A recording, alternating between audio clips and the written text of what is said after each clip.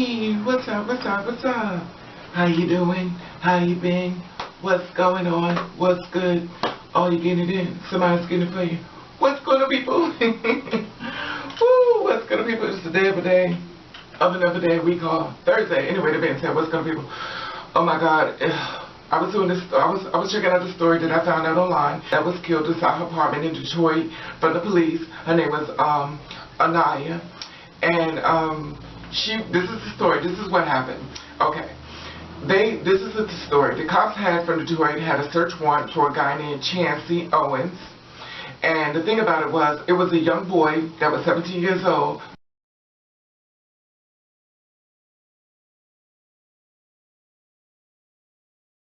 Allegedly, he's supposed to have gave Chauncey Owens a dirty look. Now, by him giving Chauncey Owens a dirty look, the boy got killed by the boy named Gene, young boy, 17-year-old Gene, got killed by Chauncey Owens. Chauncey Owens was the older guy. So allegedly, he got killed by him. So what happened was, they put out a search warrant and stuff like that because they wanted to find out, you know, where they knew where Chauncey Warren lived out, because they said they had his address and stuff like that. So what happened was, they went out there and everything. They got the search warrant. They were going to go out there to the house, and they was going to go pick him up, you know, and arrest him for suspect of this, you know, type of crime, because they wasn't really sure, but he was a suspect, and you know, in reference to this crime. So what happened was, they went to the house and stuff like that, and guess what? They raided the wrong house. Okay, as they raided the wrong house and stuff like that, they found the grandmother in there, and they found the grandbaby in there, and they both was laying on the couch. Now they had the rest of the kids that was in the back of the room. In the back of the house. So they were all laying around sleeping and stuff like that, you know. And plus, the father was there inside the house. Anyway, that being said, so this is so crazy. So I'm going to show you this video, and I made it myself, you know, to try to give you a rough draft of everything that went down and stuff like that. Now what happened was, they came inside it and everything. They grabbed the grandmother and stuff like that. Well, I'm just going to play it to you, let you see what happened and stuff like that. But no, let me give you a rough draft. So they came inside the house and stuff like that. You know, they allegedly threw some type of smoke bomb or something inside the house, and then when they got inside, this cop couldn't really see inside of there, and he saw images and stuff like that. Allegedly, he shot and he killed the grandbaby, which he thought was a pile of clothes. It is a mess. This story has so many flips and turns and stuff like that. When I thought when I was going to do this story, it was just going to be like a 1, 2, 3 thing, but then it kept flipping, and then it kept flipping, and it's still flipping as we speak, and I was like, you know what, this is one story I am definitely biased. I'm not biased as far as certain things, but I'm very confused on a lot of things. Anyway, that being said, I'll let you watch this part and we'll come back.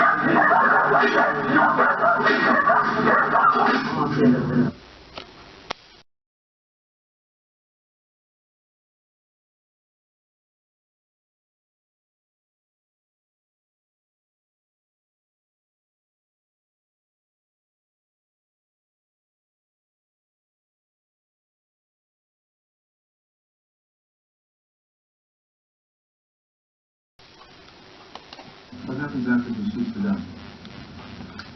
More cops came rushing the house, and I'm laying there screaming, asking somebody to help my granddaughter, because he just shot her in the head. And he wouldn't even help her. They turned on the light and seen that she had been shot and killed out the house. Oh, man. Oh, my God. Oh, Jesus.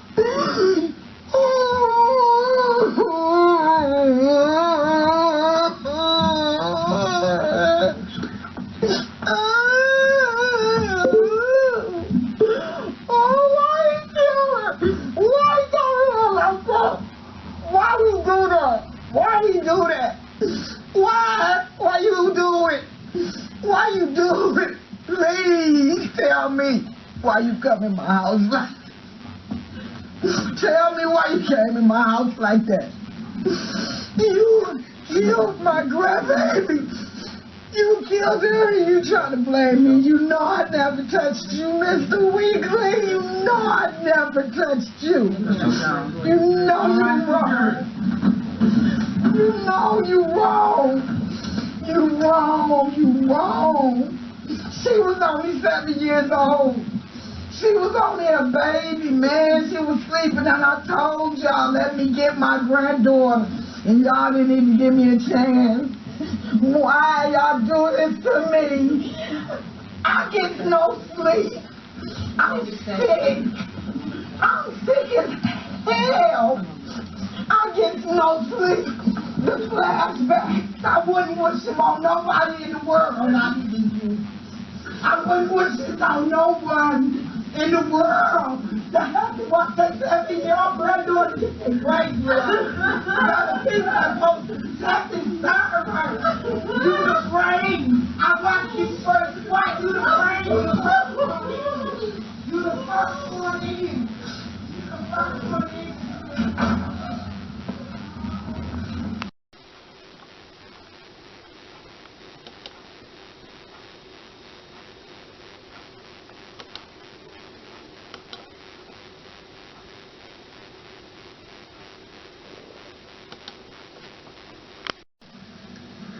Charles Jones, you have taken away so much from my family and friends, and I had not had a full night's sleep in 47 months and 4 days.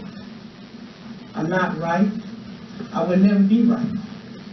I still long to hold my son. Moran, you did a good job at manipulating and convincing the jury to convict an innocent man.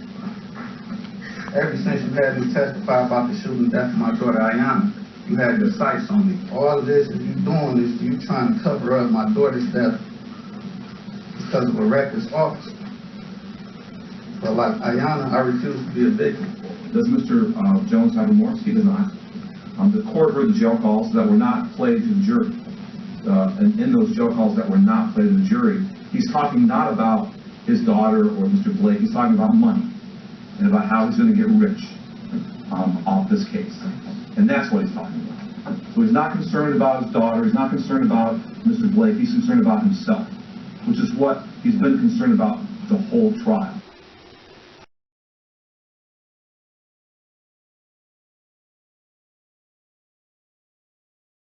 Okay, did you see that? Oh my God, this story had so many tosses and turns and conflictive